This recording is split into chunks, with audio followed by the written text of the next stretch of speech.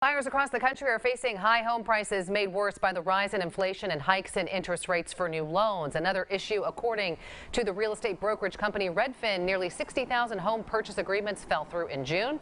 Analysts say home buyers are priced out of their deals because of higher mortgage rates. June marks the highest cancellation rate since March and April 2020, when the housing market was rattled by the start of the COVID-19 pandemic. In March and April of that year, more than 16% of homes under contract fell through. So to talk about this some more, we have two experts joining us now live to discuss. Realtor and founder of House Real Estate, Tim Collum, and home appraisal expert Ryan Lundquist. Guys, thanks so much for being with us tonight. We appreciate it. We have done numerous segments, I believe, beginning in 2020 when the housing market just went crazy and we were seeing all these Bay Area folks move to the Sacramento area. And you both described it as something you've never seen before. But Tim, when we were sort of messaging about doing this segment tonight, you said now is the time. This isn't anything you both have ever experienced. So sort of explain what the environment is like out there right now. Yeah, I think, Nikki, the market right now is there's a shift going on. And I think that for a couple of years, we've all been riding this wave that things have been going higher and higher. And I think that there's still sales that are definitely happening. We're seeing good, strong market strength, and we're seeing multiple offers in some houses still, but I'd say that we're seeing 1 to 2 offers as opposed to 5 to 10 offers. The Bay Area buyers are still very strong. They're coming up, and we're seeing a lot of people take advantage of this market right now, with the interest rates being, still in the low 5s. I mean, historically, and Ryan can talk about it, is over 50 years, we're still very, very low. So right now we are seeing multiple offers. It's not the hundreds of thousands and 20 to 30 offers, but we are seeing a very strong market, and we are healthy in Sacramento. The rest of the country might be feeling a little bit of pullback, but that's what a necessary shift requires. I know we always talk about these national stats. I read, these stories that housing prices across the country are this, the median price is this, this is what's happening in terms of buyers and sellers. But I feel like it's a completely different landscape here in California, right, Ryan? Oh, I think so, yeah. And I think in California, we love extremes. And, it's important to remember there is no such thing as a national market. The national market is really thousands of local markets. And so when we want to get a pulse of what's happening here in Sacramento, we've just got to look to the local stats and, unpack things. And the truth is, a lot of markets across the country are experiencing what we are experiencing right now. And mortgage rates basically doubled. They're still at historic lows, but this means that buyers are paying about $500 to $700 more per month compared to what they were about at the very end of last year. And so that's a lot of money to come up with. I know some people are like, well, just stop eating avocado toast and then you can afford a house. But, that's not it at all. You'd have to eat, a significant amount of avocado toast each month to come up with that, $500 or $700 savings. And so, buyers are feeling it right now. There are still a lot of deals happening. About half of properties last month sold above the list price still, but most metrics are really changing, and there's some that are changing quite a bit also. All right, Tim, so what are you seeing at House Real Estate? I go around East Sacramento on my run and I see your signs up everywhere.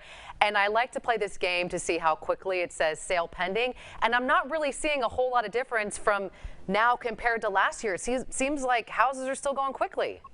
Yeah, they are. I mean, I think that, like Ryan said, it's kind of a mixture. And we have a lot of properties where the days on the market, instead of maybe 5 to 6 days, it's maybe a little bit longer. Maybe it's 10 to 12 days. And we are seeing, that properties, if they're priced right, and I think sellers, the one thing I would say, they just need to kind of get a reality check on pricing their properties a little bit more competitively, because we are seeing some more inventory. But overall, things are very much, in a good market.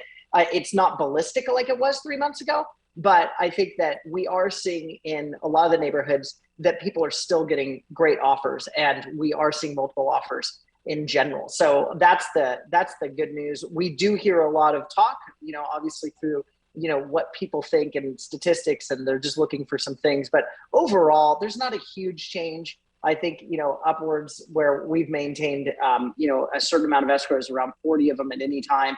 And maybe there's 5 or 10 less, right now, but ultimately we'll keep a close eye on it and just keep doing what we do. And I do feel like, there's some news headlines that get kind of blown out of proportion, just like when there was 120 offers. And what we're seeing is we're seeing a normal correction, especially during these times. A lot of people are on vacation. A lot of people, at this time, July and August, we're seeing a lot of different people traveling right now. But overall, I would say that the market's very, very healthy.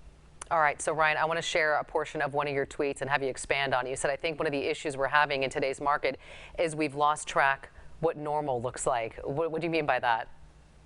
Yeah, so when you think about, say, days on market, it was so common to list on Thursday and then review 8 offers on Monday. But I think by the end of the year, the way that we're going now, on average, it's probably going to take between 30 to 40 days to sell. And so we're on track to see a much different market. But, that's sort of a normal trend. Or, we've been selling above the list price for 17 months in a row. Buyers on average have paid above the list price. And then last month was the first month in a year and a half where buyers paid 1% below the list price on average. And so, it's a market where I think that we're experiencing a lot of changes, and instead of seeing, say, like 20% of sales sell below the list price, we're almost normal right now where we're seeing almost half of sales sell below the list price. And you think, well, what's wrong with that? It's actually, that's a normal stat and that should be happening. Okay. And so, but I would say the one thing that is eye-opening is we're starting to see fewer buyers play the market. Okay. There's less buyers out there playing the game.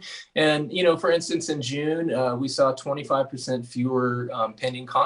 And so I think that's a stat in the midst of a lot of things normalizing. That's the stat where we're looking at and going, okay, this really speaks to buyers struggling to afford.